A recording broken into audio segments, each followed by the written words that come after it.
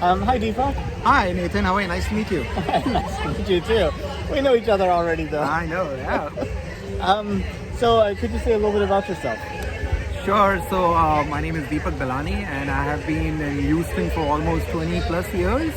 And I live in Cyprus, and I have a 16-year-old and a 10-year-old. And you work for a technology And I company. work for a technology company, VMware, as a senior marketing executive. That's awesome. I remember of HP, we were virtualizing like our data centers. We went from having running out of space and storage and not storage, but space and actual physical space and power. Right. And then we started virtualizing, and then we were able to close down some data centers. Exactly. It's been a trend in IT where people actually started consolidation and consolidating apps, and they kind of went into virtualizing, and then cloud came, then multi-cloud came, and then now people have they have been using public cloud and they've been using on-prem. So it's basically been a trend where technology has really been in an upward trend. And the company that I work in now is all about DevOps and how quickly you can make applications and make an experience which is much more simpler and faster for companies who can turn applications faster for cloud. So. But I guess the other alternative is like Docker and like the containerization. Yes. And how's that affecting your business, or what's y'all's take on it? So when it again goes to the fact that because cloud is the way companies are deploying their applications, they require technologies which are cloud native technologies, and the container is one of the cloud native technologies. And the space that I am actually is around making how quickly you can manage containers and deploy containers. So it's a platform like Kubernetes is what I focus on. Yeah, we use that too. Yeah, exactly. So how quickly can you spin up containers? How quickly can you deploy containers? How quickly can you manage containers and make it simple experience for organizations and the operations and the security and the DevOps, right, that we call it.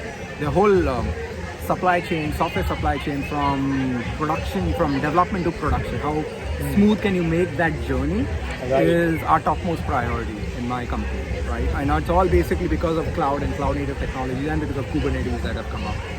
Yeah, it's a lot more complicated. You used to have like a web server and a database server and maybe a batch box. Now it's like you have a ecosystem. Exactly, that's what I was thinking about, is because now the cloud native ecosystem is expanded so much, and there's so many companies and so many tools and technologies.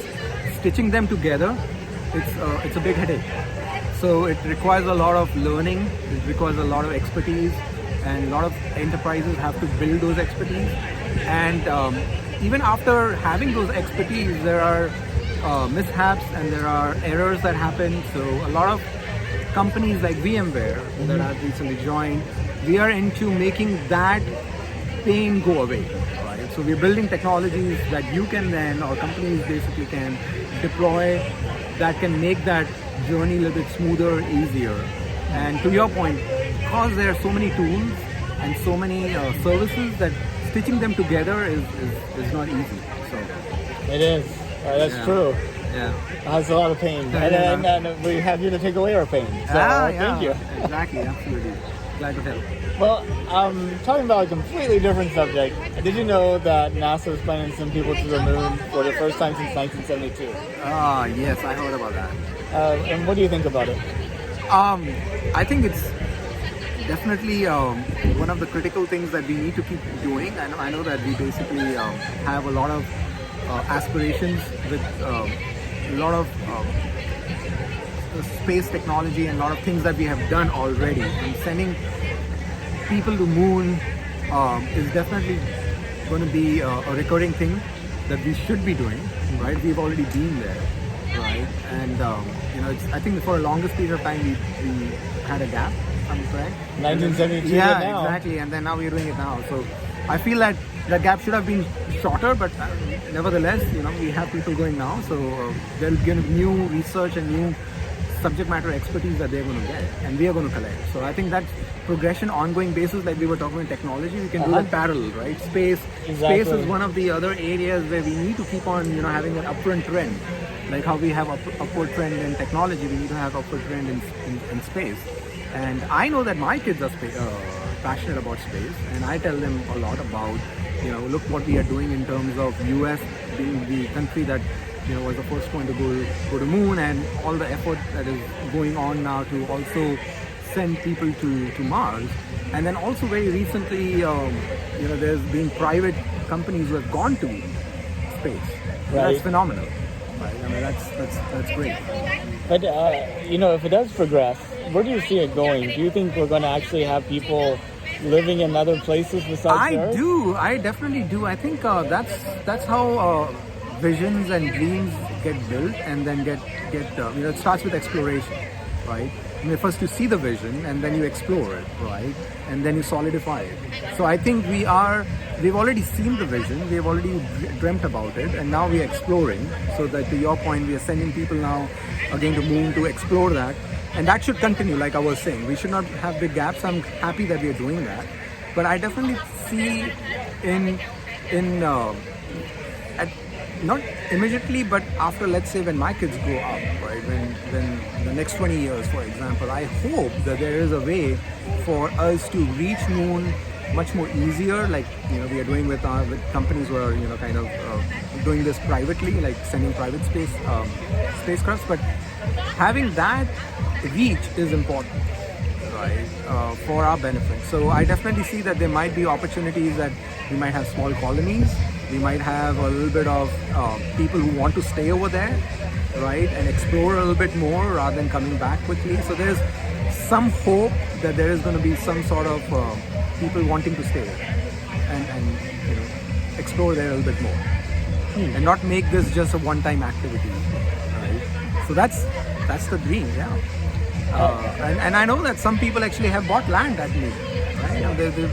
They pay people money for paper. Yeah, I don't think they're going to. I know. Bank wouldn't But take it as. That's the dream that starts, right? Yeah. So you dream that I'm going to buy some space on moon on a paper, and then it happens at some point in time. So. I know, but on the other side, you got like the scammers selling the paper. Yeah, that's true. So you got to be careful about that. That's because why not? I could sell land on the bottom of the ocean.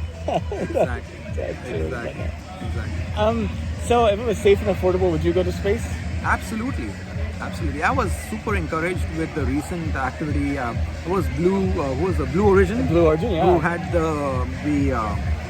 the space shuttle that they sent, right? And there were aspirations initially, but then it was successful, right? So absolutely, I would have no doubts of my own if I were to be given that opportunity. How far? But I don't want to pay that high. no. The affordable part's a key piece. It has to be affordable. Yes. How far would you go? Would you just go like suborbital to orbit to the moon? Would you go to Mars? I would definitely. That would be my dream, to go to Mars. Mm-hmm. I know that there is it's a long pole. Mars is a long pole. I understand that. But that's again something which fascinates me, because that's an unexplored, planet. Moon, we have been there, and there's still a lot of exploration to be done. But I just feel like if I were to be given an opportunity, I would basically want to definitely go to orbit, the moon, and then Mars. Yeah. What's the most adventurous thing you've done here on Earth? The most adventurous thing I've done over here. So a couple of things. So I actually have, when I was in Dubai, I went to the water park over there, and they had the longest slide. Oh, okay. I think, yeah. So it's Atlantis, and that was a new water park that was opened up over there. And believe me, it was phenomenal. I mean, like the height was pretty high, and I had never done that. Wow. That slide. And some people might think it's not a big deal. I mean, what am I talking about? But for me, it was a big deal, right? It was multi-story slide that I did. And it was phenomenal because I also remember the experience, because it was in a tube, and all around the tube was an aquarium. So you're actually going through a slide. Through an aquarium, and through an aquarium, and sharks and whatever. And that itself is one thing that was adventurous for me, but also a very good experience. Wow. So I also feel that adventure also has to have some good experience that I can remember about. It's not about how high I jump, but it's about the place I jumped from, or where I could basically have that memory. So that memory really sticks out to me, right? The most adventurous thing I would think about. And other things are pretty routine, right?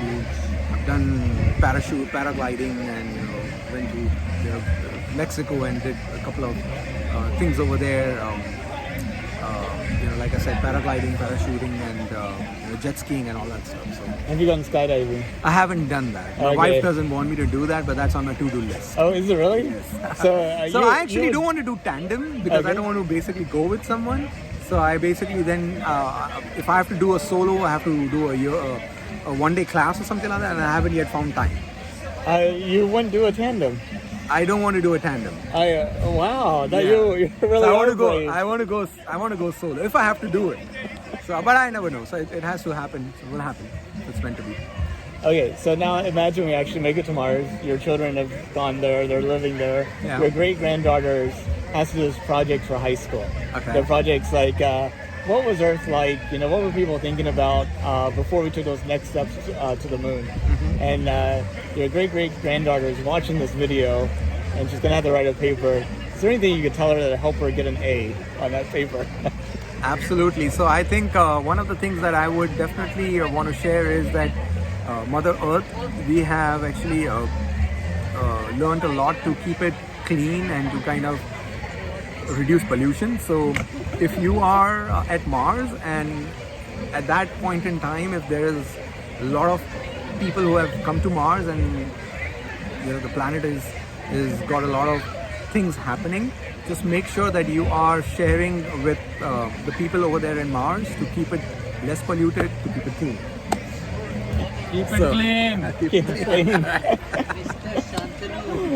So that's my take to my granddaughter, who might be at some point in time in Mars, to learn those learnings from Mother Earth and to make sure that it's always pure and clean. Pure and clean. Pure and clean.